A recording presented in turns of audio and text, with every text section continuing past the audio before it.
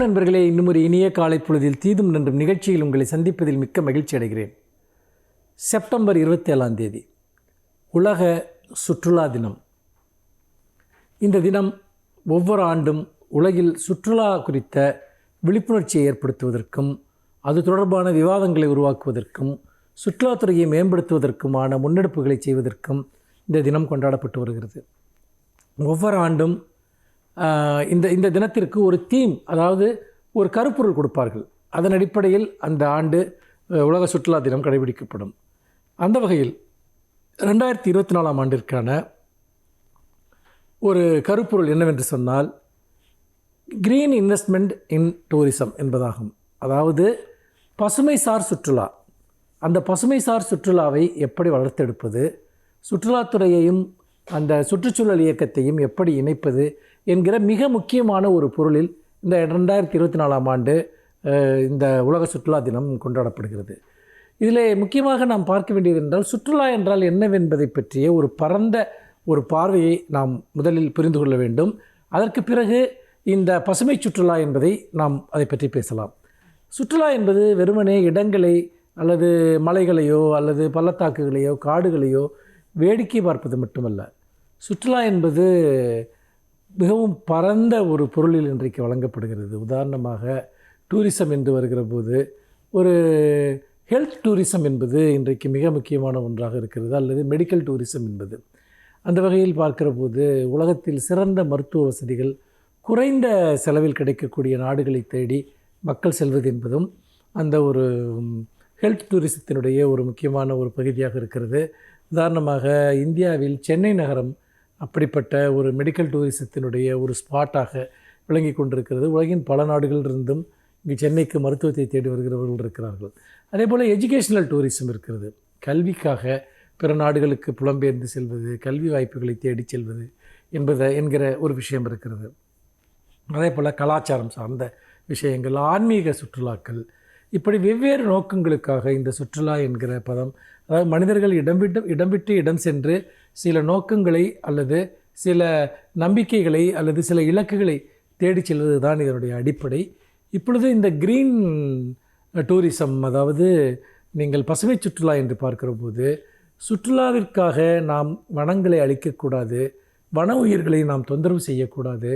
அதே போல் நாம் காடுகளை அழித்து நாம் மிகப்பெரிய குடியிருப்புகளை அல்லது சுற்றுலாத்தலங்களை உருவாக்குவதற்கு எதிரான ஒரு எண்ணங்களை வளர்ப்பது தான் இதனுடைய நோக்கம். ஏனென்றால் பல நாடுகளில் அது செய்யப்பட்டிருக்கிறது. இப்போ நாம் ஊட்டியில் கூட அப்படிப்பட்ட சில பிரச்சனைகளை பார்த்தோம். அங்கு யானைகளினுடைய வழித்தடங்களை மறித்து ரிசார்ட்டுகள் உருவாக்கப்பட்டதன் விளைவாகவோ அங்கு பல பிரச்சனைகள் ஏற்படுவதை நாம் பார்க்கிறோம். இப்படி வன உயிர்களுக்கு பாதுகாப்பை, வன உயிர்களுக்கான வாழ்விடங்களை ஆக்கிரமிக்காமல் ஒரு இயற்கை சார்ந்த, அதாவது ஈகோ டூரிசம் என்று சொல்லக்கூடிய அந்த சுற்றுச்சூழல் சார்ந்த டூரிசத்தை வளர்ப்பது தான் இந்த ஆண்டினுடைய மிக முக்கியமான ஒரு கருப்பொருளாக வைக்கப்பட்டிருக்கிறது. நாம் இந்த உலகை சுற்றி பார்க்க வேண்டுமென்றால், இந்த உலகினுடைய வளங்களை நாம் காண வேண்டுமென்றால், நமக்கு பின்னால் வரப்போகிற தலைமுறைகளும் காண வேண்டும் என்று சொன்னால் அதற்கு மிக முக்கியமான ஒரு அவசியம் அது இந்த உலகம் இருக்க வேண்டும் என்பது.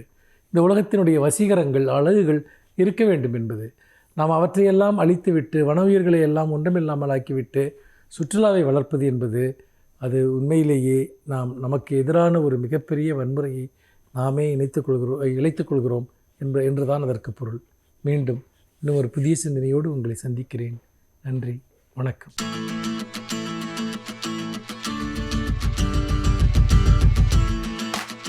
அனைவருக்கும் என் அன்பு வணக்கம். எப்போதும் ஒருவருக்கு விருது கொடுப்பது என்பது பெறுகின்றவர்களுக்கு பெருமை. அது மட்டுமல்லாமல் யாரை தேர்ந்தெடுத்து ஓர் அரசு அல்லது ஓர் அமைப்பு விருது கொடுக்கிறது என்பதை பொறுத்து அது கொடுக்கிறவர்களுக்கும் பெருமை. இப்போது ஓரிரு நாள்களுக்கு முன்னால் தமிழ்நாடு அரசு வாழ்நாள் சாதனையாளர்கள் என்று 2 பேருக்கு விருதுகளை அறிவித்திருக்கிறது. ஒருவர் கவிஞர் மு. மேத்தா, இன்னொருவர் மிகச்சிறந்த உலக புகழ்பெற்ற திரைப்பட பின்னணி பாடகி பி. சுசீலா. 2 பேரையும் அறியாதவர்கள் இருக்க முடியாது. பெரும்பாலும் இந்த வாழ்நாள் சாதனையாளர்கள் என்றால் அதற்கு ஒரு குறிப்பிட்ட வயது ஆகியிருக்க வேண்டும். 30 வயதில் 40 வயதில் ஒருவருக்கு அந்த விருதை அளிக்க முடியாது.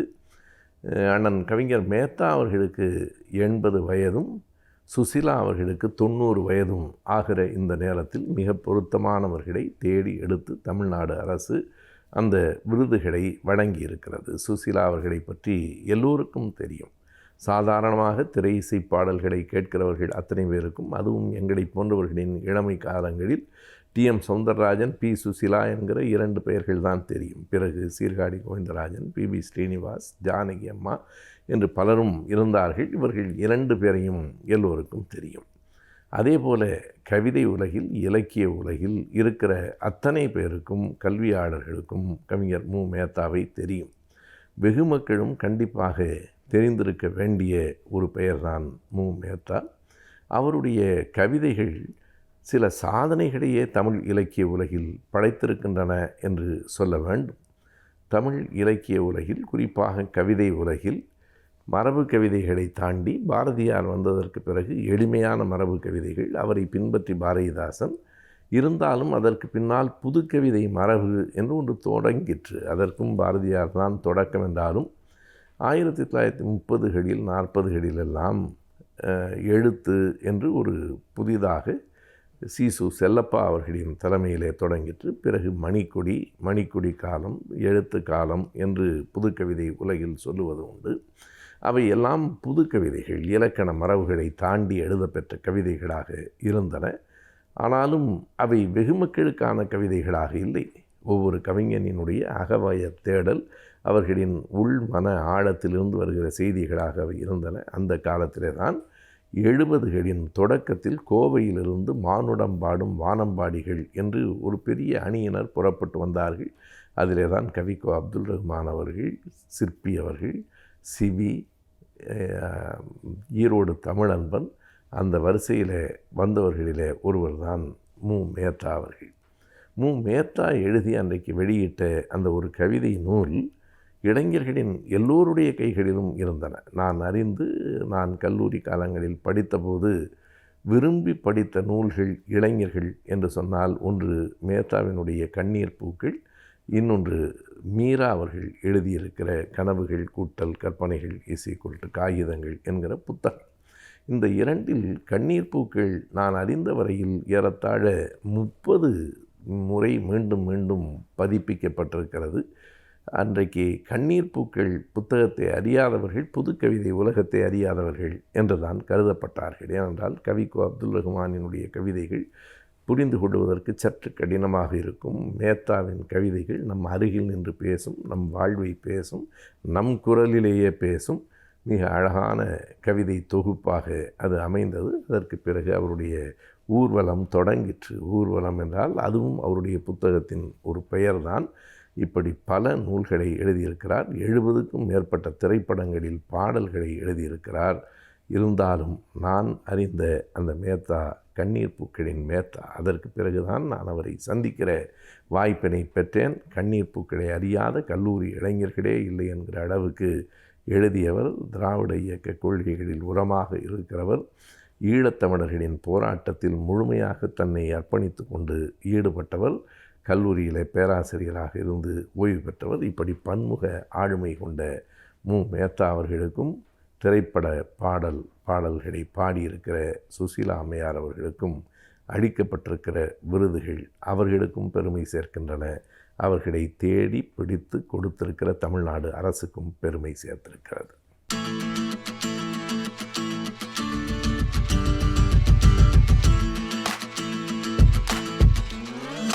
வணக்கம் நேயர்களே, நாம் கடந்த முறை, அதாவது திருமணத்தில் ஒவ்வொருவருடைய பங்கும் என்ன என்பதை பற்றி நாம் பார்த்தோம்.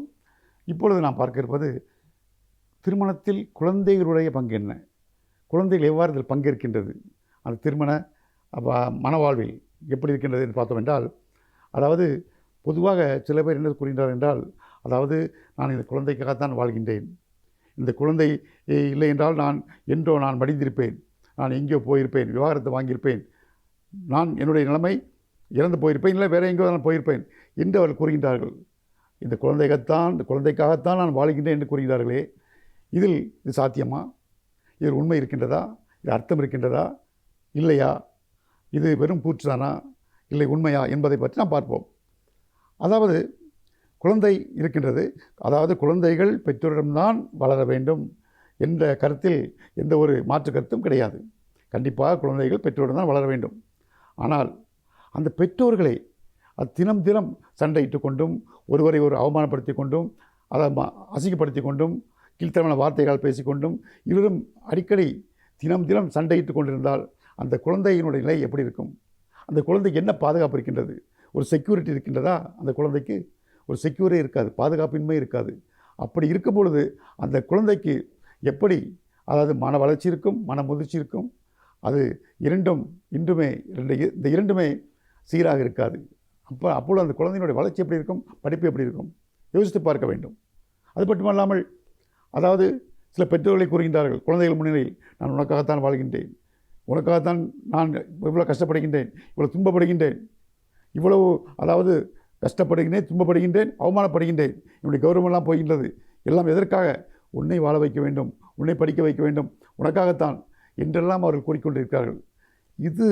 இந்த வார்த்தைகள் எல்லாம் அந்த குழந்தைகளுடைய காதில் விழும்போது அந்த குழந்தைகள் எப்படி இருக்கும்? யோசித்து பார்க்க வேண்டும். அந்த குழந்தைகள் என்ன நினைக்கின்றது?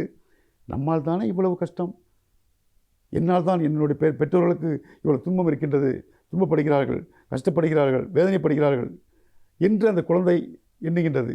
அவ்வாறு எண்ணும்பொழுது அந்த குழந்தையினுடைய மனம் எப்படி இருக்கும், மனவேதனை எப்படி இருக்கும், அந்த வேதனையில் அந்த குழந்தையினுடைய வாழ்க்கை எப்படி இருக்கும், அதனுடைய வளர்ச்சி எப்படி இருக்கும், அது திறமாக இருக்குமா, சீராக இருக்குமா என்று யோசிக்க வேண்டும்.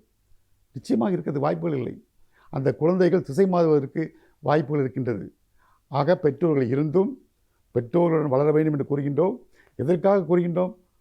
குழந்தைகள் கண்டிப்பாக பெற்றோர்கள் தான் வளர வேண்டும் என்று கூறுகின்றோம். அப்பொழுதுதான் வளர்ச்சி நன்றாக இருக்கும், முதிர்ச்சி இருக்கும், மன வளர்ச்சி இருக்கும், சீராக இருக்கும் என்று நாம் கூறுகின்றோம். அவ்வாறு இருக்கும் பொழுது அந்த பெற்றோர்களே அந்த வளர்ச்சிக்கு இடையாக இருந்தால், அந்த பெற்றோர்களே அதனுடைய மன முதிர்ச்சிக்கு தடையாக இருந்தால் அந்த குழந்தை எப்படி இருக்கும்? நாம் பார்க்கின்றோம் எத்தனையோ குழந்தைகள் பெற்றோர்கள் இல்லாத குழந்தைகள் இருக்கின்றது. அதாவது பெற்றோர்கள் இல்லாத குழந்தைகள் கூட அதாவது எப்படி இருக்கின்றார்கள்? மன வளர்ச்சியோடு சீரோடும் சிறப்போடும் இருக்கின்றார்கள், நல்ல இன்டெலிஜென்ஸோடு இருக்கின்றார்கள், அறிவுத்திறனோடு இருக்கின்றார்கள். அப்படி இருக்கும் பொழுது அந்த பெற்றோர்கள் இருந்து என்ன பயன்? இது பெற்றோர்கள் இருந்தால் என்ன, பெற்றோரிடம் அந்த குழந்தை வளர்ந்தால் என்ன, வளராவிட்டால் என்ன? பெற்றோர்களால் என்ன பலன் இருக்கின்றது? பெற்றோர்கள் இல்லாத குழந்தைகளை சிறப்பாக வளரும் பொழுது நாம் யோசிக்க வேண்டும். ஆகவே பெற்றோர்கள் அதை உணர வேண்டும். ஆனால் நம்முடைய இருக்கும்பொழுது நாம் சண்டையிடக்கூடாது என்பதை அவள் உணர வேண்டும், புரிந்து கொள்ள வேண்டும். பெற்றோர்கள் ஒருவரை ஒருவர். அப்படி இருக்கும் பொழுது நாம் அந்த குழந்தைகளை வளர்ப்பதால் என்ன பயன் இருக்கின்றது? பயன் இல்லை. அதாவது அது மட்டுமல்லாமல் சில குழந்தைகள் இருக்கின்றது, சில குழந்தைகள் பிறப்பிலேயே அவர்கள் அறிவுத்திறனோடு இருக்கின்றார்கள், சாமர்த்தியமாக இருக்கின்றார்கள். அது மிக அரிதான ஒன்று. அதுபோல் குழந்தைகள் இருந்தால் அந்த குழந்தைகளே இந்த பெற்றோர்களை சரி செய்துவிடும். இந்த பெற்றோர்களுடைய சண்டை சச்சரவுகளை எல்லாம் தீர்த்துவிடும். அந்த குழந்தைகளை பெற்றோர்கள் சிறப்பாக வாழ்வதற்கு, ஒன்றாக இணைவதற்கு, சிறப்போடு இருப்பதற்கு, அதாவது மன நிம்மதி இருப்பதற்கு இந்த குழந்தைகளை வழிவகுக்கும். அப்படிப்பட்ட குழந்தைகளும் இருக்கின்றார்கள். இன்னொன்று தெரிந்து கொள்ள வேண்டும் பெற்றோர்கள். அதாவது குழந்தைகள் என்பது நம்முடைய பிம்பம் என்று. குழந்தைகள் என்பது பெற்றோர்களுடைய பிம்பம் தான். அது கண்ணாடியின் பிம்பம் தான், சிராஸ் காப்பி போல தான். பெற்றோர்கள் எப்படியோ அப்படிதான் குழந்தைகள். அந்த குழந்தைகள் அதாவது தாயுடைய தந்தையுடைய இருவருடைய ஜீன்ஸ் சேர்ந்து தான் அந்த குழந்தை உருவாகின்றது என்பதை மறந்துவிடக்கூடாது. நாம் எப்படியோ அப்படி தான் குழந்தைகள் இருக்கும். நாம் இப்படியெல்லாம் இருந்துவிட்டு அந்த குழந்தைகளிடம் நாம் பெரிதாக எதிர்பார்க்கின்றோம். குழந்தை அப்படி வர வேண்டும், இப்படி வர வேண்டும் என்று எதிர்பார்க்கின்றோம். குழந்தையிடம் மிக கண்டிப்பாக இருக்கின்றோம், சில முறைகளை எதிர்பார்க்கின்றோம். நாமே அப்படி இல்லை. நம்முடைய குழந்தைகள் எப்படி இருக்கும் அதை யோசித்து பார்க்க வேண்டும். நாம் அப்படி இல்லாமல் இருந்துவிட்டு குழந்தைகளின் மட்டும் எதிர்பார்ப்பது என்ன நியாயம் இருக்கின்றது? நம்மை போல தான் குழந்தைகள் இருக்கும். நாம் எதை விதைக்கின்றோமோ அதுதான் கிடைக்கும். நாம் விதைப்பது ஒன்று, எதிர்பார்ப்பது ஒன்று இருந்தால் எப்படி அதை யோசிக்க வேண்டும் பெற்றோர்களை. ஆக பெற்றோர்களை இதை யோசித்தோம் என்றால் கண்டிப்பாக அந்த குழந்தைகளை சிறப்பான குழந்தைகளாக வளர்க்க முடியும். ஆக குழந்தைகள் வளர்வதற்கு பெற்றோர்களிடம் இருந்தால் மட்டும் போதாது, பெற்றோர்களும் ஒரு நல்ல சிறந்த பெற்றோர்களாக, அதாவது பெற்றோர்கள் ஒருவருக்கு புரிந்து கொள்ள வேண்டும். புரிதல் என்பது மிக முக்கியமான ஒன்று. அதாவது அதை அறிந்து கொள்ளலாம், தெரிந்து கொள்ளலாம். ஆனால் புரிதல் என்பது மிக முக்கியமான ஒன்று. எனக்கு எல்லாம் தெரியும் என்று சொல்லலாம். தெரிந்தால் மட்டும் போதாது. எனக்கு நன்றாக சமைக்க தெரியும், சமையல் தெரிந்தால் போதாது, ஆனால் அதை சிறப்பாக சுவையாக சமைக்க தெரிய வேண்டும். ஆக தெரிந்தால் மட்டும் போதாது, புரிதல் வேண்டும்.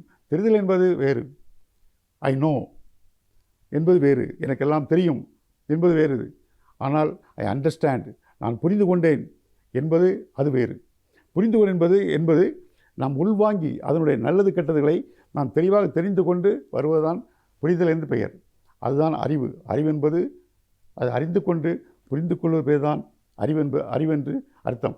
ஆகவே புரிந்து கொள்ள வேண்டும் பெற்றோர்கள் ஒருவரை ஒருவர். அதாவது துணை புரிந்து கொள்ளவில்லை நாம் சொல்கின்றோம், அவளுக்கு தெரியவில்லை, புரிந்து கொள்ளவில்லை, நான் எவ்வளோ சொல்கிறேன், அவள் புரிய மாட்டேங்கிறாள், அவள் புரிந்து கொள்ளவில்லை என்று சொல்கின்றோம். தம்பதி இருவரும் ஒருவருக்கு ஒருவர் சொல்கின்றார்கள், அவர் புரிந்து கொள்ளவில்லை என்று சொல்கின்றார், இவள் சொல்கின்றார் அவர் புரிந்து கொள்ளவில்லை, அவர் சொல்கின்றார் இவள் புரிந்து கொள்ளவில்லை என்று. ஆக ஒருவரை புரிந்து கொள்ள என்பது துணை புரியவில்லை என்பதை இவர் புரிந்து கொண்டாரா, அவர் புரியவில்லை என்பதை ஓகே நான் ஒற்றுக்கொள்கிறேன். அவளுக்கு அதாவது துணைக்கு புரியவில்லை என்பதை இவர் புரிந்து கொண்டாரா, இவர் புரியவில்லை, இவர் தெரிந்து கொண்டார். துணைக்கு புரியவில்லை என்பதை இவர் தெரிந்து கொண்டாரே ஒழிய இவர் புரிந்து கொள்ளவில்லை. இவர் புரிந்து கொண்டால் என்ன நடக்கும்? புரிந்து கொண்டால் அவள் புரியும் வரை இவர் அவளுக்கு விளக்கம் சொல்வார். புரிந்து கொள்ளும் என்பது மிக சிறப்பான ஒன்று. நாம் ஒன்றை புரிந்து கொள்ளும் என்றால் நமக்கு மகிழ்ச்சி என்பது தானாக வந்துவிடும். நேர்களே, நீங்கள் அதாவது நாம் பள்ளியை பார்க்கின்றோம், ஆசிரியர் பாடம் நடத்துகின்றார், ஆசிரியர் புரியும்படியாக சொல்லும் பொழுது நமக்கு ஒரு கணக்கோ ஒரு இது புரியும் பொழுது நமக்கு நம்மை அறியாமலே ஒரு மகிழ்ச்சி ஏற்படுகின்றது, சந்தோஷம் ஏற்படுகின்றது. புரிந்து கொள்ளும் என்றால் மகிழ்ச்சி ஏற்பட்டுவிடும். அதுபோல் புரிந்து கொண்டவர்களுக்கு மகிழ்ச்சி, புரியும்படி சொல்லுகிறவர்களுக்கு மகிழ்ச்சி ஏற்படும். பிரச்சனைகள் அங்கே வராது. ஆகவே புரிந்து கொள்ள வேண்டும். அந்த புரியும்படி சொல்லும் பொழுது யாராக இருந்தாலும் அதை கண்டிப்பாக நம்முடன் ஒத்துழைப்பார்கள். ஆகவே நாம் புரியும்படி நாம் செய்வதில்லை, நாம் பெயரளவுக்கு சொல்கின்றோம், புரியவில்லை என்று சொல்கின்றோம். நாம் ஒன்றை சொல்லும் பொழுது அதை அவர்கள் புரிந்து கொண்டார்கள் இல்லை புரிந்து கொள்ளவில்லை என்பதை நாம் புரிந்து கொண்டோம் என்றால் அந்த பிரச்சனை இல்லாது. இதுபோல் நாம் புரிந்து கொண்டு இருந்தோம் என்றால் குழந்தைகளை மிக சிறப்பான குழந்தைகளாக வளர்க்க முடியும். குழந்தைகளும் நம்முடைய திருமணத்தில் ஒரு முக்கிய பங்கேற்று அந்த திருமணம் என்பது நிலைத்து நிற்க, ஆரோக்கியமாக இருக்க அதுவும் வழிவகுக்கும். நன்றி, வணக்கம்.